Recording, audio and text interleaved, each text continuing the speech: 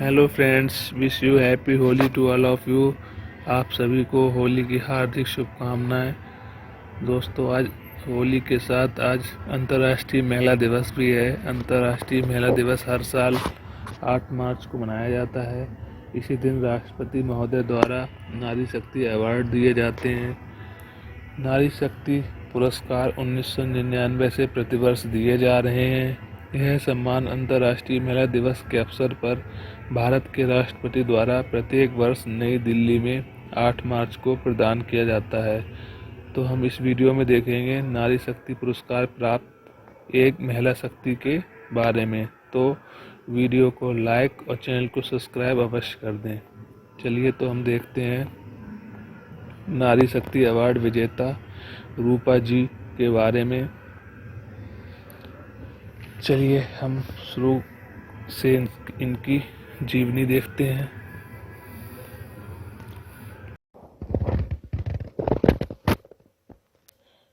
तो हम देखते हैं नारी शक्ति अवार्ड रूपा जी के बारे में। हर दुख का एक दिन अंत होता है, ये बिल्कुल सच बात है। तो हम देखते हैं यूपी के एक छोटे से गांव की रहने वाली रूपा ने होश संभालते ही अपनी मां को खो दिया। पिता ने दूसरी शादी कर ली। सौतेली मां को परिवार में उनकी मौजूदगी शुरू से रास नहीं आई। बात बात पर वह भड़क जाती थी, अक्सर बेरहमी से उन्हें पीट देती थी। सबसे दुख की बात यह थी कि बेटी के संग ज्यादती देखकर भी पिता चुप रह जाते थे। नन्ही रूपा खौफ में जीने लगी। हर समय डर लगा रहता कि माँ को गुस्सा न आ जाए। अब वह समझ चुकी थी कि माँ उन्हें पसंद नहीं करती। बात अगस्त 2008 की है। तब रूपा 15 साल की थी। उस रात एक खौफनाक वाकया हुआ। वह चारपाई पर अकेले सो रही थी, गहरी नींद में थी। अचानक चेहरे पर जलन महसूस हुई। वह झटके से उठी और चीखने लगी। उन्होंने माँ को कमरे से बाहर भागते हुए देखा। शरीर पर जलन बढ़ती जा रही थी। वह पानी से मुंह को ठंडा करना चाहती थी, मगर घर में कहीं उन्हें पानी नहीं मिला। 6 घंटे तक तड़पती रही। माँ से पूछती रही कि क्या किया है आपने मेरे साथ। रूपा बताती है कि माँ ने मेरे चेहरे पर तेजाब उड़ेल दिया था। उन्होंने जानबूझकर मेरे सामने से पानी भी हटा दिया था ताकि मैं अपना चेहरा ना धो सकूं। मैं चीखती तड़पती रही, मगर कोई नहीं आया मुझे बचाने। इस बीच किसी तरह यह खबर उनके चाचा तक पहुंची। जब तक वह उनके घर पहुंच पाते 6 घंटे बीत चुके थे। चाचा तुरंत रूपा को पड़ोस के एक अस्पताल में ले गए, मगर वहां पर एसिड हमले से पीड़ित मरीज के इलाज के लिए खास सुविधाएं नहीं थी। डॉक्टर ने रूपा को फौरन दिल्ली ले जाने की सलाह दी। चाचा उन्हें लेकर दिल्ली के एक बड़े सरकारी अस्पताल में पहुंचे, जहां पर उनका इलाज शुरू हुआ। मगर तब तक उनकी हालत काफी खराब हो चुकी थी। करीब 3 महीने तक रूपा उस अस्पताल में भर्ती रही।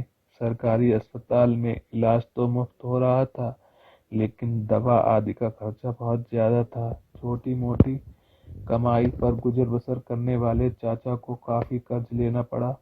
3 महीने के बाद जब अस्पताल से डिस्चार्ज होने का वक्त आया, तो रूपा ने कहा कि घर वापस जाने से बेहतर है कि वह अपनी जान दे दें। इसके बाद चाचा उन्हें फरीदाबाद स्थित अपने घर ले गए। डॉक्टर ने बताया कि उनके घाव तो ठीक हो गए, पर पूरी तरह ठीक होने में लंबा समय लगेगा। रूपा बताती है, मैं महीनों अपने कमरे से बाहर नहीं निकली। मुझे लगा कि बाहर की दुनिया अब मेरी नहीं है। मैं नहीं चाहती थी कि लोग मेरा चेहरा देखकर डर जाएं। दुख की बात तो यह थी कि हमले के बाद पिता ने उन्हें सहारा देने के बजाय मां का साथ दिया। रूपा इस बात से इतनी आहत हुई कि उन्होंने पिता से भी रिश्ता खत्म कर लिया।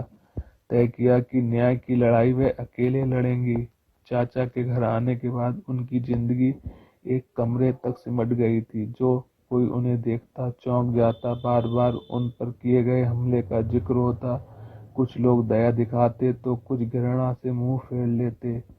करीब 5 साल तक वह घर से बाहर नहीं निकली। हंसना और लोगों से बातें करना तक बंद हो गया। रूपा बताती हैं, कई बार मेरी सर्जरी की गई, जान तो बच गई पर जीने की मेरी इच्छा खत्म हो गई। मजबूरी में जब काम की तलाश में बाहर निकली तो लोगों ने मेरे चेहरे की वजह से काम देने से मना कर दिया। वर्ष 2013 में रूपा स्टॉप एसिड अटैक संगठन से के संपर्क में आई। इसके बाद उनका जीवन बदलने लगा। यहाँ आकर ऐसी तमाम लड़कियों से उनकी मुलाकात हुई जो उन्हीं की तरह एसिड हमले का शिकार बनी थी। तब उन्हें एहसास हुआ कि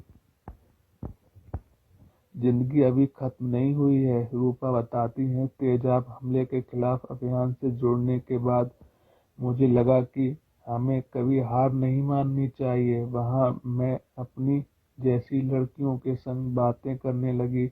हम डांस करते थे, गाना गाते थे।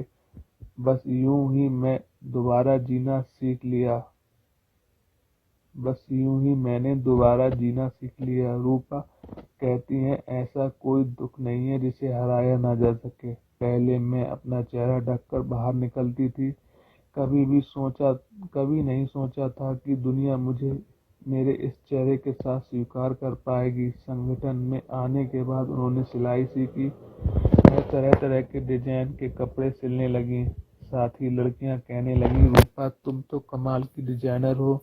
इस तारीफ ने उनके हौसले बुलंद कर दिए। उन्होंने बुटीक खोलने का फैसला लिया। वर्ष 2014 में पहली बार उनके द्वारा डिजाइन किए कपड़े फैशन शो में पेश किए गए। खूब तारीफ हुई उनकी।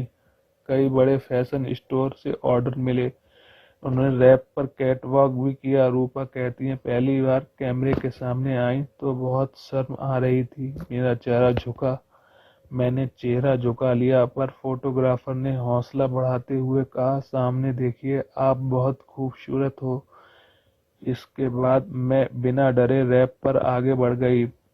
आज रूपा तेजाब हमले से पीड़ित तमाम महिलाओं को न केवल प्रेरित करती हैं बल्कि न्याय पाने की लड़ाई में भी उनकी मदद करती हैं। इस महिला दिवस पर राष्ट्रपति प्रणब मुखर्जी ने उन्हें नारी शक्ति अवार्ड से सम्मानित किया है। महिला शक्ति अवार्ड, यह पुरस्कार उन्हें 2016 में मिला था राष्ट्रपति प्रणब मुखर्जी द्वारा। तो हम उनसे क्या सीख लेते हैं कि जिंदगी कभी खत्म नहीं होती, हमें निरंतर प्रयास करते रहना चाहिए। ऐसी महिला को दिल से सलाम। Thank you friends.